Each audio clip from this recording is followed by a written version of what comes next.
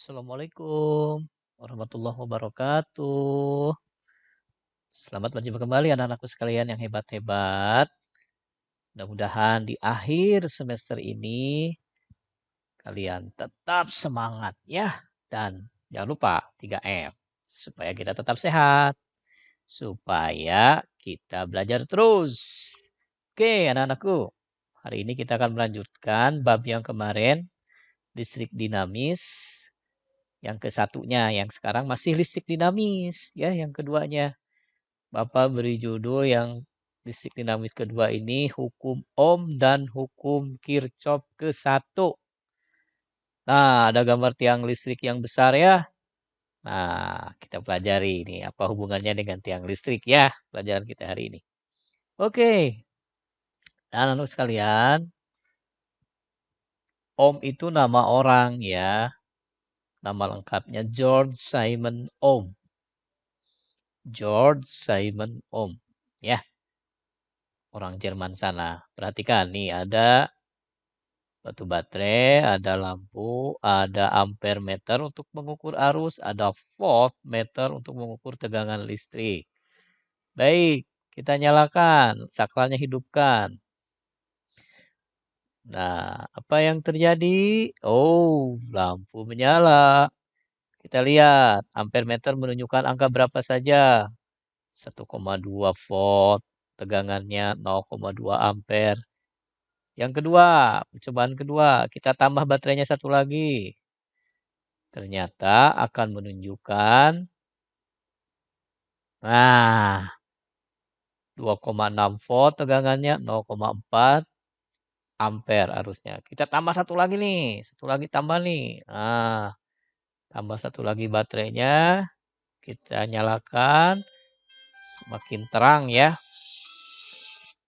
Berarti kalau demikian, ini akan menjadi angka yang teratur. 1,2, 2,6, 4,0, dan seterusnya. Nah, ini ada hubungannya ya. Ini juga 0,2, 0,4, 0,5. Semakin naik. Berarti tegangan semakin besar, arus juga semakin besar. Ya. Nah, kalau dibuat grafiknya, kurang lebih akan seperti ini. Nah, ini grafiknya yang tadi ya. 1,2 ke 0,2 ini volt, ini tegangan nih, ini arus. Nah, 0,2 ke 1,2, 2,6 ya ke 0,4 dan seterusnya. 4,0 kita buat nih. Kalau titik-titiknya kita hubungkan, ini garisnya seperti hampir garis lurus, garis linier. Itu artinya tegangan berbanding lurus dengan arus. Kalau tegangan diperbesar, arus juga semakin besar. Itulah hukum Ohm. Ditulis dengan rumus Pi sama dengan I kali R. Pi-nya beda potensial, satuannya volt. Kuat arus listrik untuk I, satuannya ampere. Dan hambatan, satuannya OHM. Ini dibacanya Ohm. Gitu ya. Nah, bagaimana hubungan antara R dengan I? Nah, ternyata garisnya atau grafiknya lengkung. Kalau ditanyakan R, rumusnya akan berubah sama dengan Pi dibagi I. Kalau tadi Pi sama dengan I kali R, kalau R sama dengan Pi per I. Ya, kalau I sama dengan Pi per R. Gitu ya. Itu hukum Ohm juga. Nah, untuk sekalian perhatikan ada dua gambar, yang A dan B. Apa bedanya? Ya, betul, betul, betul. Yang ini Pak lebih panjang kabelnya, yang ini lebih pendek. Maka menyala lebih terang. A atau B? Ya, kita lihat. Hidupkan saklarnya. Oh, ternyata lebih nyala A. Kabel yang lebih pendek dilalui oleh arus listrik semakin singkat. Berarti energinya semakin besar. Maka lampunya pun semakin terang. Begitu logikanya ya. Maka R akan berbanding lurus dengan L. Itu panjang. L itu panjang kawat, panjang kabel. Yang kedua apa bedanya A dan B? Ya betul, yang A mah kabelnya dari aluminium, yang B mah kabelnya dari tembaga. Mana yang lebih nyala terang? Nah ternyata akan menyala terang Yang B.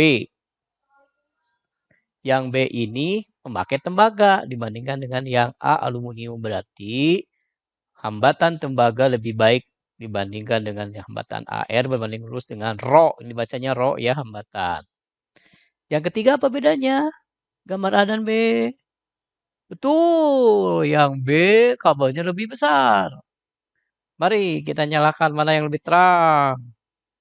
Oh, wah berarti yang B nih yang nyala besar. Ternyata arus listrik lebih leluasa ya jalannya di kabel yang besar.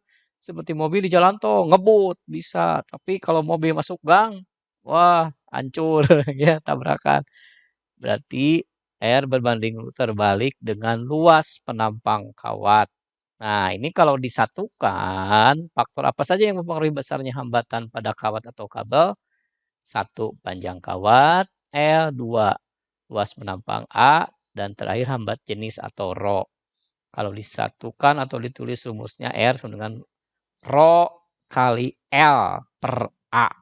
Ya, ini satuan-satuannya. Panjang meter, luas penampang meter persegi, hambat jenis ohm meter. Kemudian, kalian perhatikan di sini ya ada beberapa bahan, mana yang termasuk konduktor, mana yang termasuk isolator. Konduktor bisa menghantarkan listrik, isolator tidak bisa menghantarkan listrik. Kita coba yang kayu.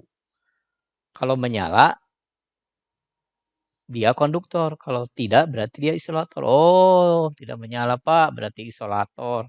Sekarang kalau plastik, tidak menyala Pak, betul, isolator juga. Sekarang bagaimana kalau aluminium? Menyala, berarti aluminium bisa menghantarkan listrik, dia konduktor. Bagaimana dengan besi? Konduktor Pak, betul ya. Bagaimana dengan tembaga? Konduktor Pak, karena logam. Kita cek. Iya, betul ya. Itu tentang konduktor dan isolator. Anakku sekalian, nah, dalam perjalanannya arus dalam rangkaian listrik itu rumit, ya. Maka harus ada yang ngaturnya jalan arus biar nggak saling tabrakan. Nah, yang mengaturnya itu hukum 1 Kirchhoff. Ini juga nama orang Jermannya Gustav Kirchhoff.